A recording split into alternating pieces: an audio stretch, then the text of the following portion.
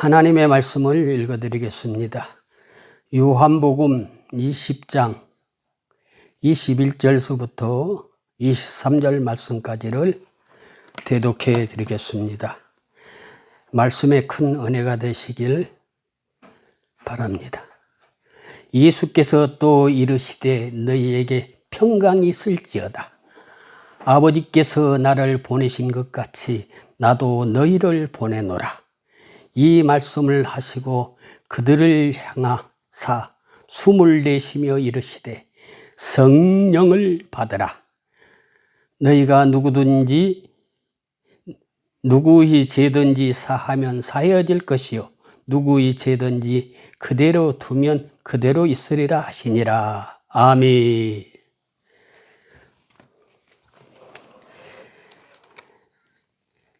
오늘 하나님의 말씀은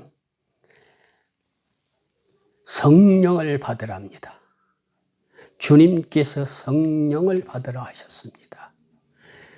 왜 성령을 받아야 하냐면은 우리의 삶이 후회 없는 삶을 살기 위해서 오늘 예수님께서 오셔서 부활하신 예수님께서 제자들이 좁은 방에 앉아서 두려워 떨고 있을 때 예수님께서 그 가운데 오셨습니다. 여러분, 예수님을 어떤 예수님을 맞이하고 싶습니까? 어떤 예수님으로 알고 계십니까? 우리는 예수님이 이 세상에 계셨을 때는 예수님을 만남으로써 모든 문제가 해결되어 있습니다. 그러나 예수님이 떠나시면서 하시는 말씀이 이 오늘 말씀입니다. 떠나시기 직전에 하신 말씀이 너희에게 평강이 있을지어다. 성령을 받아라. 너희가 누구든지 죄를 사하면 사하여질 것이요 누구의 죄든지 그대로 두면 그대로 있으리라. 여러분, 우리가 살아가는데 하나님을 믿고 살면서 하나님 앞에 설 때 후회 없는 삶을 살아야 됩니다. 그러기 위해서는 우리가 이 성령을 받아야 됩니다. 하나님께서는 우리에게 성령을 주시겠다고 하셨습니다. 그리고 예수님께서 성령을 얼마나 중요시 여겼으면 우리에게 떠나시면서 하시는 말씀이 보혜사의 영을 너희에게 주겠다고 하셨습니다. 우리는 보혜사의 성령을 받아야 됩니다. 성령의 충만함을 우리 주님께서 주시겠다고 하셨으니까 받아야 됩니다. 찾고 구하라 두들기라 했지 않았습니까? 얼마나 우리가 사모해야 됩니까? 강청함으로 사모해야 됩니다. 왜? 내 이웃을 죽이기 위해서입니다. 그래서 이 성령을 받아야만이 우리가 나눌 수 있습니다. 뭘 나눌 수 있냐고요? 하나님의 말씀, 생명의 떡을 나눌 수 있는 것입니다. 성령, 보혜사의 영, 진리의 보혜사의 영을 받아야 됩니다. 예수님께서는 얼마나 중요하시면은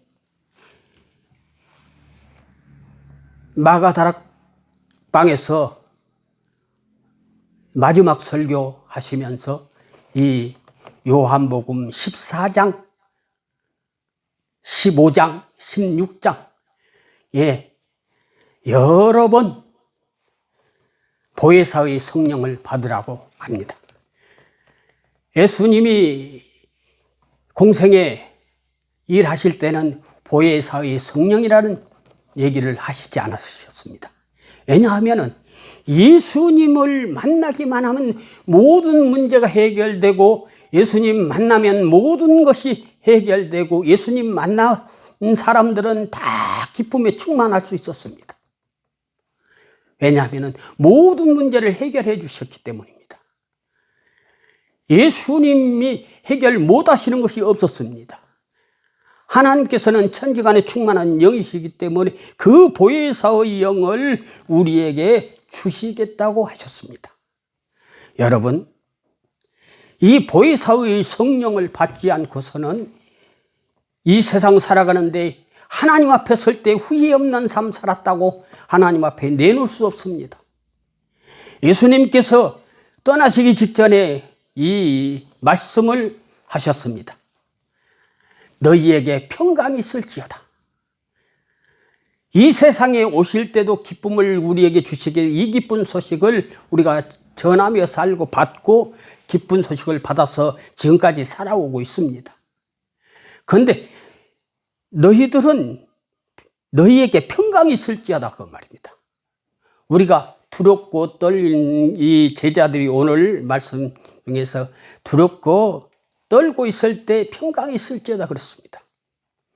우리는 이 세상에서 평강이 이 기쁜 즐거움이 하나님이 주시는 복입니다. 우리는 이 평강의 이 은혜를 놓쳐서는 안 됩니다. 우리 이 세상에 살면서 가장 기쁘고 행복하게 살아야 되는 것입니다. 그러기 위해서는 우리가 성령을 받아야 됩니다. 우리 주님께서 첫 번째 복음이 무엇이었습니까? 공생애 시작하면서 포문을 여실 때 회개하라 천국에 가까웠느니라 그랬습니다. 우리에게 회개하고 하나님의 이 성령 하나님 예수님을 영접하라고 그러지 않았습니까?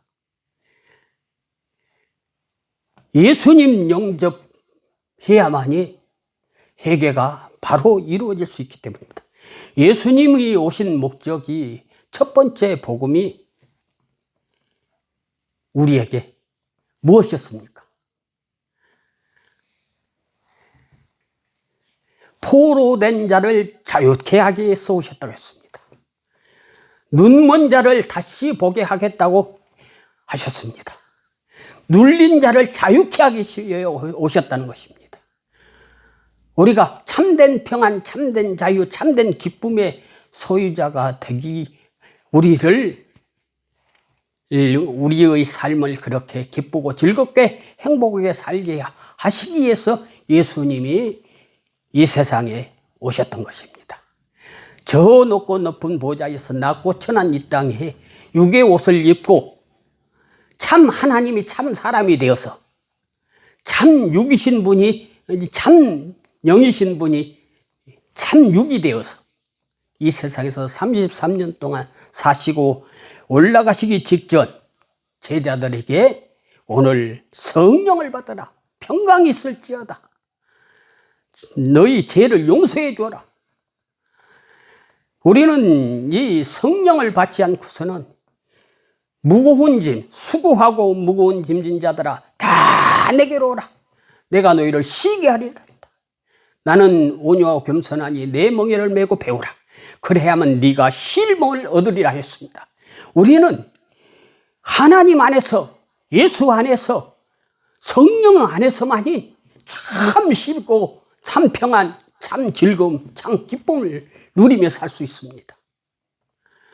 우리는 이와 같이 그리스도에 함께하기 위해서 그리스도의 멍에를 매라고 했는데 예수님이 멍에를 맸더니 너무 힘들다고 하시죠. 그런 분이 계십니까? 아닙니다. 예수님의 멍에는 쉽고 가볍고 우리에게 참 쉼을 주시고 참 평안을 주시기 위해서 매라고 그러는 것입니다. 우리는 성령의 보혜사의 영을 우리가 받기만 하면 보혜사의 성령만 받기만 하면 주님과 함께 하기 때문에 우리가 평안을 누릴 수 있습니다. 우리는 기쁘게 즐겁게 살 의무가 있습니다. 왜? 주님께서 우리에게 자유를 주시고 기쁨을 주시고 평안을 주셨기 때문에 그렇습니다.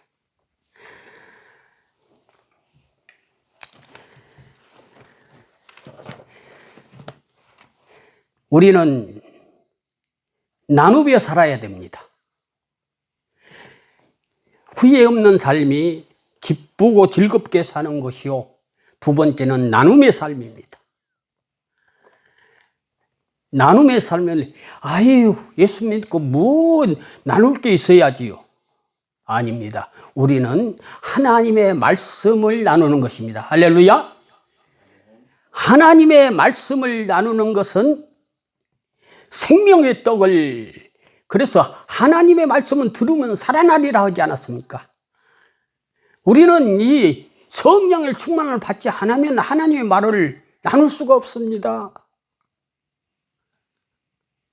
하나님의 말씀을 나누는 것은 우리가 하나님께서는 하나님의 사람은 하나님의 말을 하나니 하나님께서 성령을 한량없이 주심이라고 약속하시지 않았습니까? 그런데 왜 나눌 것이 없다고 생각하십니까? 이 기쁜 소식이 이 보혜사의 성령을 나누고 하나님의 말씀을 나누고 하나님의 말씀이 떨어지는 것은 생명이 있고 능력이 있고 권세가 있고 하나님의 역사가 나타나는데요. 믿음에는 반드시 역사가 나타납니다. 우리 성령을 받으면 기적, 표적이 일어나고 나타나게 되어 있습니다. 그 모든 것을 주는 것입니다. 우리는 겨우 물질을 조금씩 나누는 것이 그것이 크게 물론 대단하죠. 이 세상에서는 육의 삶도 살아야 되니까. 그런데 우리는 영의 사람들이기 때문에 영적인 것을 더 많이 나눌 수 있는 사람이 되어야 됩니다. 하나님의 말씀이 떨어지는 것은 영생이 있고 구원이 있고 영원한 행복이 있기 때문에 그렇습니다. 하나님의 말씀을 나누는 살다가 하나님 앞에 서야 됩니다. 내가 이 세상에 기쁘고 즐겁고 행복하게 사는 것도 중요하지만은 내가 하나님의 말씀을 나누고 하나님의 말씀을 전하고 하나님의 기적을 나타내고 하나님의 역사를 보여주고 주님과 동행하셔서 주동하면 나동하고 나동하면 주동하게 하셔서 많은 사람들에게 하나님의 살아계심을 나타내 보이는 삶을 살아야 된다 이 말입니다. 여러분들은 성령이 충만하게 받은 사람들은 그리스도의 편지입니다. 편지는 가지고 있으면 안 됩니다. 전해줘야 됩니다. 그리스도의 향기입니다. 여러분들은 많은 사람들에게 이 향내나는 모습을 보여줘야 됩니다. 여러분들은 빛입니다. 주님이 빛이시기 때문에 여러분도 빛입니다. 빛의 사람은 많은 사람들에게 빛을, 에너지를, 힘을 나눠줘야 됩니다. 그리스도의 하나님의 사람들로 살아가시고, 그리고 이 시대 말에 정말 이 시대 말에 우리가 해야 할 것은 정말 많은 사람들에게 이 말세를 알리는 사람들이 되어야 됩니다. 말세를. 예. 파수꾼의 사명을 잘 감당하는 것입니다. 저 뭇백성들이 죄악에서 허덕이는 저 뭇백성들에게 주님 믿고 죄 용서함 받고 구원받고 살아라. 그래서 이 마지막으로 세 번째는 용서하며 살아야 됩니다. 네가 다른 사람이 죄를 용서해 줄 때 내가 네 죄도 용서해 주겠다고. 우리가